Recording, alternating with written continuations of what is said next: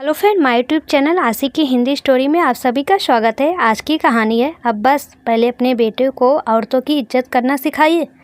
शुक्रिया। सुनो, मौसी जी का फ़ोन था। वो और उनका बेटा अमन दोनों यहाँ आ रहे हैं। अमन कुछ दिनों के लिए हमारे साथ ही रहेगा। उसका फ्लैट मिलते ही वो लोग वहाँ शिफ्ट हो जाएंगे। अगले दिन मौसी जी और उनका बेटा अमन दोनों आ गए। सब ने उनका स्वागत खुशी खुशी किया। खुश रहो बहू, मयंक ने तो अपनी शादी में बुलाया ही नहीं, कोर्ट मैरिज करके खर्चे से बच गया।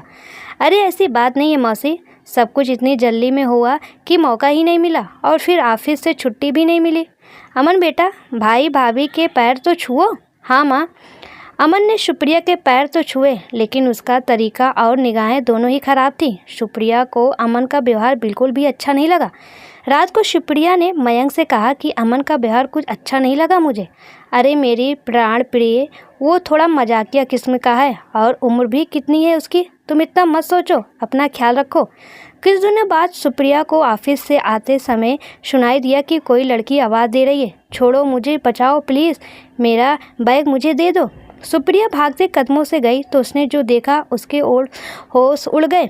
अमन ने उस लड़की का बैग अपने हाथ में लिया हुआ था और बोले जा रहा था, चाहिए तो पास आ जाओ, ज़्यादा नाटक मत करो, यहाँ कोई नहीं आने वाला तुम्हें बचाने। ऐसे कपड़े पहन के कोई मंदिर जाता है क्या? नहीं ना। ऑफ शोल्डर का कुछ तो फ़ायदा हमें भी लेने दो। सुप्रिया ने अमन को पीछे से खींचते हुए उसे पलट कर एक जोरदार थप्पड़ मारा और उसके हाथ से बैग ले लिया। भाभी आप यहाँ? वो भाभी, ये लड़की मुझे रोज़ यहाँ बुलाती है और इसका तो बॉयफ्रेंड भी है, उससे ही उसका झगड़ा हुआ, ये यहाँ उसके ही साथ थी तो मैंने सोचा कि इसका मदद कर दूँ।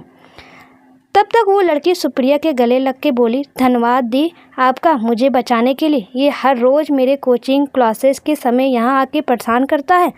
सुप्रिया ने उस लड़की को बोला, चलो मेरे साथ पुलिस स्टेशन, अभी इसके खिलाफ़ शिकायत करने। नहीं दीदी, मैं नहीं करूँगी शिकायत, वरना मेरे पापा मेरी पढ़ाई ही बंद करा देंगे। चलती हूँ, धन्यवाद मुझे बचाने के लिए। इतना सुनते ही अमन की हिम्मत बढ़ गई और उसने सुप्रिया को बोला, देखो जाने मन, अरे आप तो बुरा मान गई, मेरा मतलब मेरी आदरणीय झांसी की रानी भाभी जी, उसको कोई परेशानी नहीं तो आप क्यों पड़ रही हैं झमेले में। और हाँ, घर जाके बताया तो आपके लिए ही मुसीबत हो जाएगी, क्योंकि आपके पास कोई सबूत नहीं और घर वालों को तो पता है कि मैं इस समय रोज़ मंदिर जाता हूँ। सुप्रिया भी सोच में पड़ गई कि अब क्या करे। अमन का हर रोज़ का काम हो गया था, कभी पैर छूने तो कभी हंसी मजाक के नाम पर उसके साथ अभद्र व्यवहार करने लगा। एक दिन रात में सुप्रिया किचन में पानी लेने गई, तभी पीछे से आके अमन ने सुप्रिया के कमर पे हाथ रखते हुए बोला, आइए मैं पिलाता हूँ पानी। आज सुप्रिया के बर्दाश्त की सीमा पार हो चुकी थी। उसने पलटकर फिर जोरदार थप्पड़ मारा और बोली, इस पानी की आवाज़ कैसे लगी देवर जी? इतने में सभी वहाँ इकट्ठे हो गए तो अमन अपनी माँ से बोला, माँ देखो ना भाभी को मुझसे क्या परेशानी है, मैं पानी पीने आया तो उन्होंने मुझे थप्पड़ मार दिया। अच्छा मयंक, इसने मुझे गलत तरीके से छुआ इसलिए मैंने अमन को थप्पड़ मारा, झूठ मत बोलो अमन। गुस्से में मयंक बोला, तुम्हारी हिम्मत कैसे हुई अमन मेरे ही घर में रहकर मेरी पत्नी के साथ बदतमीजी करने की? तब तक बीच में मौसी जी गुस्से में सुप्रिया पर बरस पड़ी, मिल गई तेरी कलेजे को ठंडक, दोनों भाइयों में झगड़ा लगा के। मैं तो पहले ही दिन समझ गई थी कि तुझे हमारे यहाँ आना अच्छा नहीं लगा। सबको अपने जैसे समझ रखा है क्या? हम संस्कारी परिवार से हैं, हमने अपने बच्चों को संस्कार दिए हैं, तेरे माँ बाप जैसे नहीं। बेटी लिव इन रिलेशन में रहे और पता नहीं कितने लड़कों के साथ क्या क्या किया होगा तूने। वो तो हमारा मयंक था जिसने तुझे अपना लिया, वरना जिसके साथ साल भर रही उसी ने छोड़ दिया। अब बस मौसी जी, बहुत बोल लिए आप, रुकिए। और सुप्रिया ने चुपके से लगाए गए घर के कैमरे की रिकॉर्डिंग टीवी पर चला दी, जिसमें अमन की सारी हरकतें साफ दिख रही थी। अब कहिए किसके अंदर कितने संस्कार हैं? अमन की हरकतों को देख के ही मैंने घर में कैमरे लगा दिए थे। मौसी जी, आप एक माँ होने से पहले एक औरत हैं और मैं आपकी बहू आपसे सच कह रही हूँ तो आप नहीं मान रही हैं। ज़रा सोचिए, जिन लड़कियों के पास सबूत ना हो वो कैसे साबित करेगी कि वो सच बोल रही हैं, क्योंकि हर बार सबूत मौजूद हो या ज़रूरी तो नहीं।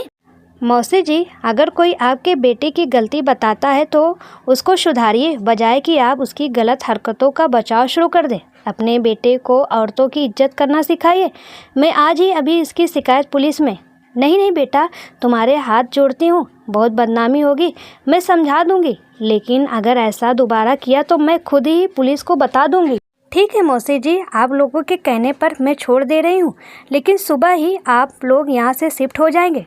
दोस्तों, हर महिला या लड़कियों को कभी ना कभी ज़िंदगी में इस तरह के अपराध का सामना करना ही पड़ता है, लेकिन बहुत ही कम समस्या की रिपोर्ट पुलिस में हो पाती है। इस तरह के अपराधियों को सबक सिखाने के लिए सबसे पहले इनका बहिष्कार परिवार वालों द्वारा किया जाना चाहिए, फिर समाज द्वारा, और हमें अपनी बेटियों को इतना मजबूत बनाना चाहिए कि ऐसे लोगों को डट के सामना कर सके और निसंकोच अपने परिवार को बता सके।